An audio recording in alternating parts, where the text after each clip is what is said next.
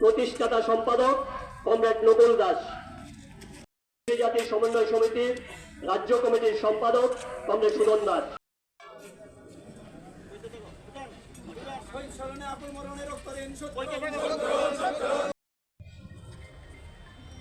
শ্রদ্ধা জানাবেন বিধানসভার মাননীয় সদস্য কমরেড নির্মল বিশ্বাস।